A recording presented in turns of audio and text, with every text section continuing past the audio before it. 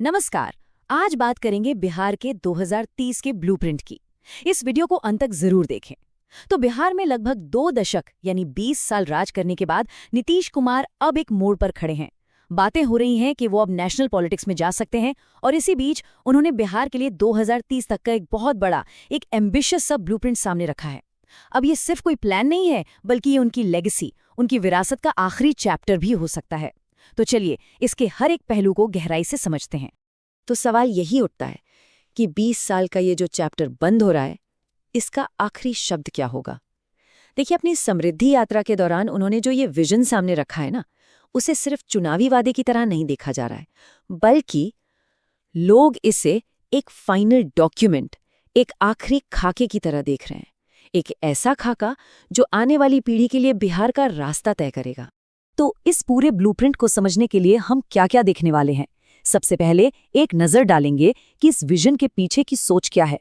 फिर बात करेंगे बिहार के इकोनॉमिक इंजन की, खेती किसानी को फिर से पटरी पर लाने की और लोगों की तरक्की में निवेश की। और हाँ, आखिर में ये भी समझेंगे कि ये सब नीतीश कुमार की विरासत के लिए क्या मायने रखता है। अब यहाँ एक मजेदार बात है। इस विजन में जो बहुत सारी बातें हैं, वो एकदम नई नहीं हैं।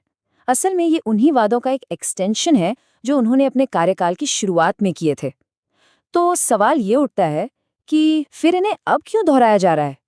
शायद शायद ये उनके बिहार के कार्यकाल को एक फाइनल टच, एक मुकम्मल अंजाम देने की एक कोशिश है। और इस पूरे प्लान के सेंटर में एक शब्द है, एक बहुत बड़ी समस्या है, पलायन।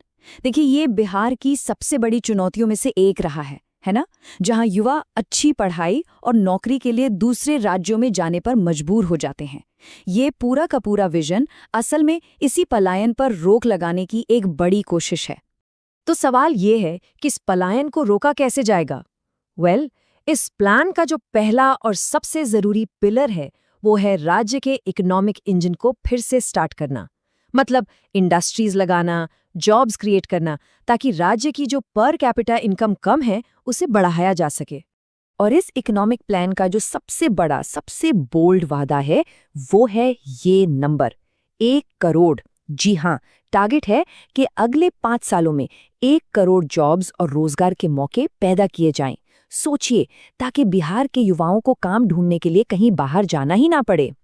इस इकोनॉमिक प्लान में महिलाओं पर भी एक स्पेशल फोकस रखा गया है। जो अभी प्रोग्राम्स चल रहे हैं, उन्हीं को आगे बढ़ाते हुए सरकार महिला उद्यमियों को, मतलब जो महिलाएं अपना खुद का काम शुरू करना चाहती हैं, उन्हें 2 लाख रुपए की फाइनेंशियल मदद देगी, ताकि वो आत्मनिर्भर बन सकें। और ये लक्ष्य छोटा मोटा नहीं है, काफी एम्बिशियस है। प्लान का इरादा सिर्फ कुछ फैक्ट्रियां लगाने का नहीं है, बल्कि बिहार के हर एक, मतलब सभी 38 जिलों में एक पूरा का पूरा इंडस्ट्रियल एरिया डेवलप करना है। ये एक डायरेक्ट स्ट्रैटेजी है। लोकल लेवल पर मौके बनाओ और पलायन को रोको।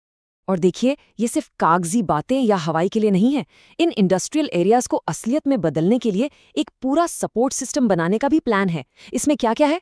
जितनी भी पुरानी बंद पड़ी चीनी मिलें हैं, उन्हें फिर से खोलना, अच्छी सड़कें बनाना, 24 घंटे बिजली देना और सबसे जरूरी, एक सेफ माहौल बनाना।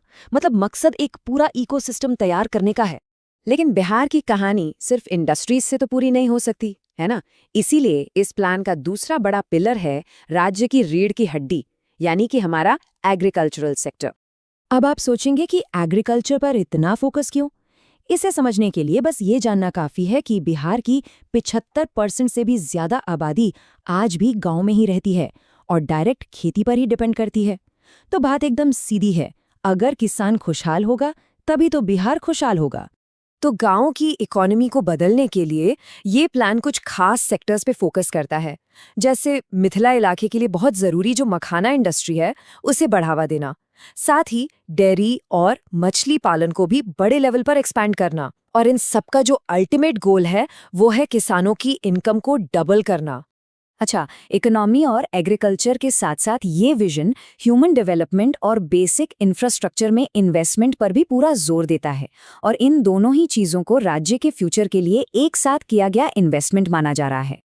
ये बदलाव कितना बड़ा होने वाला है, इसका अंदाजा आप 2005 से पहले के हालात से लगा सकते हैं।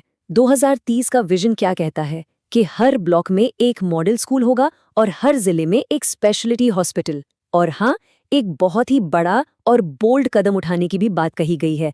वो है सरकारी डॉक्टरों की प्राइवेट प्रैक्टिस पर पूरी तरह से बैन लगाना।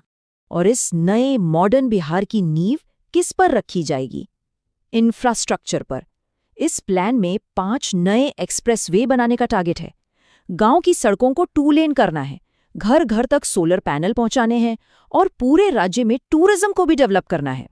तो इन सारे प्लान्स का, इन सब योजनाओं का आखिर मतलब क्या निकलता है? देखिए, इस पूरे विजन को हमें नीतीश कुमार के करीब 20 साल के पॉलिटिकल करियर के चश्मे से देखना होगा। ये उनके कार्यकाल के एक फाइनल चैप्टर जैसा है, जो ये तय करेगा कि उनकी विरासत क्या होगी। आप जानते ही हैं, उन्हें अक्सर सुशासन बाबू के नाम से जाना जाता है। उनकी पूरी पहचान ही गुड गवर्नेंस देने पर बनी है, खासकर 2005 में जब वो सत्ता में आए। उसके बाद से इंफ्रास्ट्रक्चर और लॉ एंड ऑर्डर में जो सुधार हुए उसके लिए। तो ये जो नया विजन है, ये भी उसी लेगेसी को आगे बढ़ाने की एक कोशिश लगती है। तो आखिर में एक सवाल हमारे सामने खड़ा होता है, क्या ये 5 साल का प्लान वाकई एक खुशहाल और समृद्ध बिहार की नींव रखेगा, या फिर ये सिर्फ एक नेता के विदाई भाषण के कुछ वादे बनकर रह जाएगा? खैर, इसका जवाब तो आने वाले वक्त में बिहार के भविष्य में ही छिपा है। ऐसी ही जानकारी के लिए सब्सक्राइब कीजिए ऑल कैन स्टडी को। धन्यवाद।